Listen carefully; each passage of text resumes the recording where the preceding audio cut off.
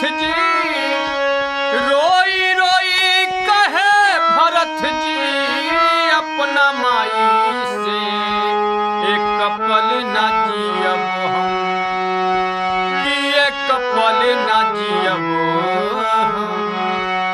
बिना रे रघुराई के एक पल ना जियब हम बिना रे अपना भाई के एक पल ना जियब काहे दिहलू दर्द दिल में तोहे समझ ना आइल हो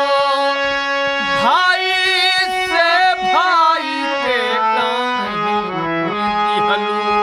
तू बिसराई कि काहे दिहलू दर्द दिल में तोहे समझ ना आइल हो भाई से भाई के काहे दिहलू बिसराई चारों तरफ खोजले चारों तरफ खोजले भरत जी अपना भाई के एक पल ना जियब एक पल ना जियब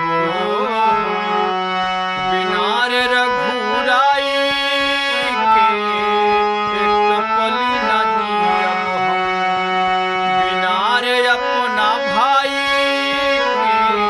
एक पल ना जियब एक बेटा के चक्कर में बेटा से कैलू घात हो प्रजा पूछी जब हमरा से का देहब जवाब